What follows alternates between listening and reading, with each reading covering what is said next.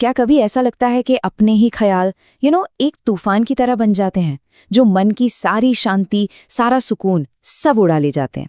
तो आज हम एक ऐसी ही बहुत पावरफुल स्पिरिचुअल टेक्निक को समझने जा रहे हैं जो वादा करती है हमारी उस खोई हुई इनर स्ट्रेंथ को वापस लाने का। ये सब ना एक बहुत ही बड़े और मजबूत आइडिया से शुरू होता है। सोचिए जरा, क्या हो अगर पवित्रता का एक व्रत सच में जो इम्पॉसिबल लगता है उसे भी पॉसिबल बना दे। तो चलिए समझते हैं कि इसका असल में मतलब है क्या। तो सवाल ये उठता है कि ये संपूर्ण पवित्रता आखिर है क्या? देखिए, ये सिर्फ भारी अच्छे कामों के बारे में नहीं है। चलिए इस आइडिया की बिल्कुल जड़ में उतरते हैं, इसकी फाउंडेशन को समझते हैं। जरा इमेजिन कीजिए, किसी के विचार, उसके शब्द और उसकी काम सब एक ही शुद्ध इरादे के झड़ने से बह रहे हों। मतलब ये सिर्फ अच्छा बिहेवियर नहीं है, बल्कि ये तो भीतर से, अंदर से शुरू होने वाली एक कंप्लीट स्टेट ऑफ बीइंग है। तो इसका मतलब ये हुआ कि ये पवित्रता सिर्फ एक अच्छी आदत नहीं है। नहीं, इसे तो उस मजबूत फाउंडेशन की तरह बताया गया है जिस पर एक जेन्युइन स्पिरिचुअल लाइफ और एक कभी न खत्म होने वाली खुशी की इमारत खड़ी होती है। लेकिन सवाल तो वही है, इस फाउंडेशन को मजबूत कैसे रखा जाए? इसका जवाब एक बहुत ही सिंपल लेकिन पावरफुल आदत में छिपा है, और वो है रोजाना पूरी ईमानदारी से खुद को चेक करना। हम सबके जीवन में क्लैरिटी और पीस के वो पल आते हैं, राइट? लेकिन फिर वो फेड क्यों हो जाते हैं? बात घूम फिर कर वहीं आ जाती है, उसी फाउंडेशन पर। अगर वो फाउंडेशन कमजोर है तो शांति टिक ही नहीं सकती। तो ये रहा इसका प्रैक्टिकल तरीका। उस फाउंडेशन को स्ट्रॉन्ग बनाने के लिए हर रोज इन 4 एरियाज को चेक करने का सजेशन दिया गया है। कौन से 4? अपना एटीट्यूड, अपने रिलेशनशिप्स, अपने थॉट्स और अपने वर्ड्स एंड एक्शंस। ये बिल्कुल एक बगीचे की तरह है ना? आप सिर्फ सुंदर फूल तो नहीं लगाते, आपको जंगली घास, वो वीड्स भी तो निकालने पड़ते हैं। ठीक वैसे ही हमें उन मेंटल हैबिट्स को भी जड़ से उखाड़ना होगा जो हमारी प्रोग्रेस को रोकती हैं। और ये 3 आदतें बहुत ही प्रैक्टिकल हैं।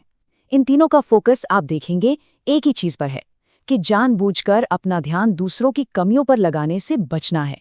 चलिए अब इस पूरी डिस्कशन की जो कोर टेक्निक है उस पर आते हैं। ये हमारे विचारों को कंट्रोल करने के लिए एक बहुत सिंपल लेकिन उतना ही गहरा सिंबल है। यहाँ एक चैलेंज आता है जिसे हम में से कई लोग फेस करते हैं। कोई नेगेटिव थॉट मन में आया और क्या उसे 1 सेकंड में रोका जा सकता है? विचारों के उस साइकिल को, उस चक्कर को डिसाइसिव तरीके से खत्म करने की एबिलिटी, वही तो असली ताकत है।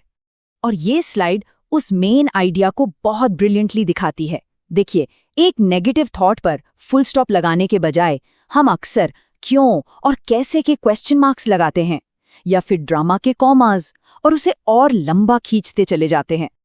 तो गोल ये है कि इस फुल स्टॉप को अपनी आदत बना लिया जाए। जरा सोचकर देखिए, एक नेगेटिव थॉट को सिर्फ 1 सेकंड में रोककर कितनी सारी मेंटल एनर्जी बच सकती है। तो इस पूरी प्रैक्टिस का फायदा क्या है? ये सिर्फ शांत महसूस करने के बारे में नहीं है, ये एक इनर रॉयल्टी को रिक्लेम करने के बारे में है। मतलब सेल्फ रिस्पेक्ट और डिग्निटी की एक गहरी फीलिंग। और ये आइडिया कहता है कि ये जो इनर रॉयल्टी है, ये कोई नई चीज नहीं है। इसे तो आत्मा का इटर्नल नेचर माना जाता है, जो टाइम के अलग अलग दौर में अलग अलग तरीकों से सामने आती है।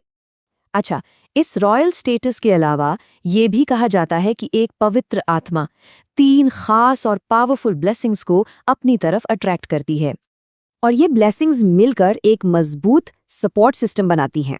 एक ऐसा सिस्टम जो आत्मा को लाइफ के चैलेंजेस के ऊपर से आसानी से उड़ने की ताकत देता है। और आखिर में ये एक लाइन सब कुछ समराइज कर देती है कि पवित्रता सिर्फ कुछ ऐसा नहीं है जो हम करते हैं, ये वो है जो हम बन जाते हैं। ये हमारी आइडेंटिटी, हमारी रियलिटी और हमारी इनर रॉयल्टी बन जाती है। तो आखिर में बस ये एक सवाल छोड़ जाते हैं। आज अपने ख्यालों पर ध्यान दें कि हम फुल स्टॉप का इस्तेमाल कर रहे हैं या फिर क्वेश्चन मार्क्स को मन में घूमने दे रहे हैं। चॉइस अपनी अपनी है,